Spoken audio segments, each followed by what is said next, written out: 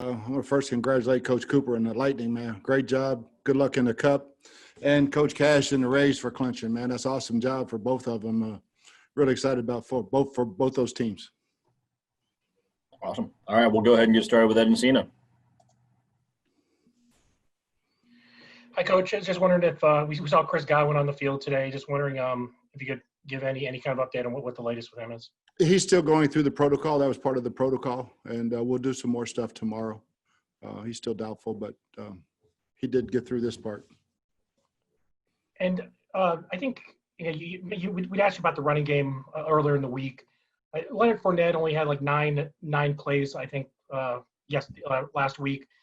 Obviously, he's new to the team. Do you think will that increase as he gets a little bit more used to everything since he's relatively new? Yeah, he's only been here about 10, 12 days. So yeah, I thought he did okay with what he had. He's learning every single word. So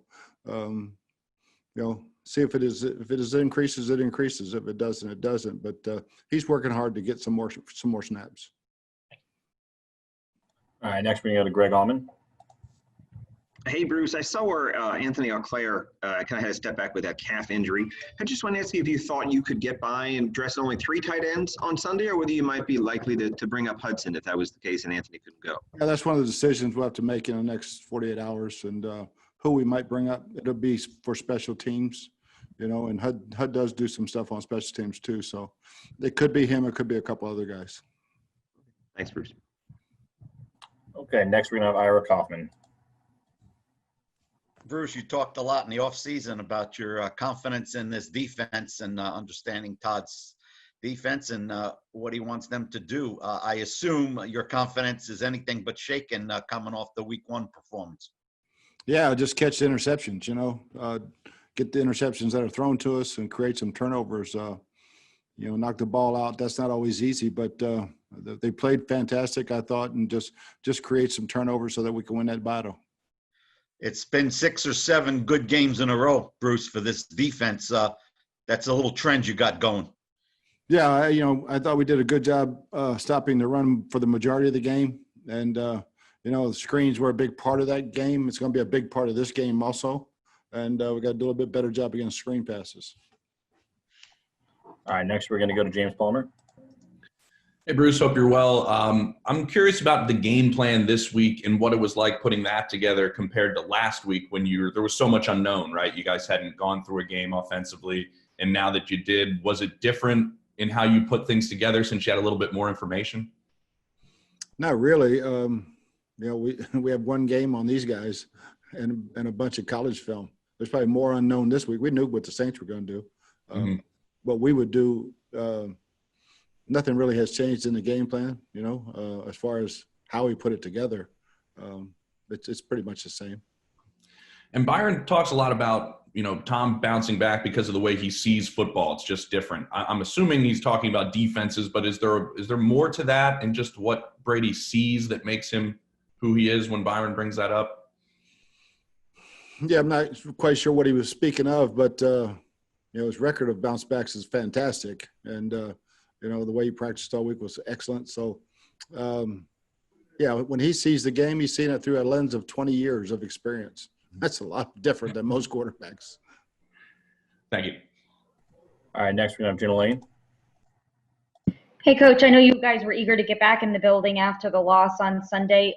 What were some of the areas you felt like you focused on a little bit more this week going into this game? I know Tom talked a little bit about, there was an extra emphasis for them, for the receivers and quarterback with communication. What were some of the areas you guys focused on, and how do you think you did as far as full week of practice? Yeah, I think when you look back at and you correct mistakes, you correct them on now Tuesdays. It used to be Mondays, and then you get ready for the next game, and then making sure those things don't show up on the practice field. So everything got corrected. There's been great communication all week. So I wouldn't say, and again, with no crowd noise, communication shouldn't be a problem this week as we grow together and keep working and learning each other. And speaking of crowd noise, I mean, it was such a stark contrast watching this Panthers game on tape versus last night's Thursday night game where you had 6,000 fans and it was really loud.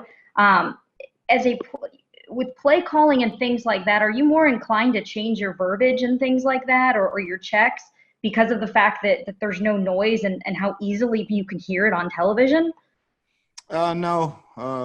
We go back and listen to a TV copy every week. A coach is assigned to that, and what words were said and what words were heard that you could put on the tape and put together. So if those happened, then we would change them, but nothing really happened in our ball game.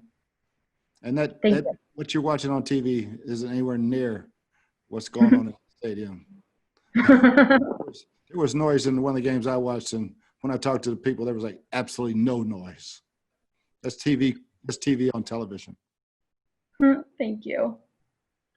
Okay, next is going to be Rick Stroud. Hey, Bruce, you said that last week Donovan Smith kind of reverted to some bad habits.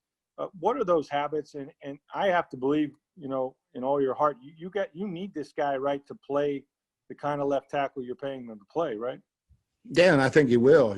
I mean, he in the running game, he has a tendency to just go try to knock the crap out of people and lose his technique. He just try to maul them, and that sometimes he ends up on the ground that way. And he misses his second level block just because he's trying to kill the down guy. It's just keeping him focused like that. His pass set every now and then he'll kick a little bit slow, but he's working his tail off, and I've got all the confidence in the world in him. Thanks, Coach. All right, next we're going to have Scott Reynolds. Hey, Bruce, last year we saw that Shaq Barrett was rushing from the right side of the line an awful lot. On Sunday, that was different with him attacking the right tackle from the left side. Just wanted to get your thoughts on what you saw. Is that a matchup thing, or are we going to see Shaq Barrett more on the left side going forward? It could be each and every game. It could be series to series. Those guys are very interchangeable. So it's just whoever Todd wants them to match them up against, that's what he'll do. Thank you, Bruce. Yep. Our last question is going to come from Leo Haggerty. Coach, it was your first game, but in reality, it was the first really exhibition game where your guys had the first chance to be out there and the bullets flying for real. Do you expect to see a lot of improvement just from the fact that now they've got game speed idea? Oh, I hope so. I really hope so. I mean, yeah, we've got one under our belt now, and with not just the game speed, but the lack of noise and energy that the crowd brings, and being able to, keep our sideline fired up amongst ourselves, and just play the game faster. Yes. And that's all for today. Thanks, Coach. Thanks, guys.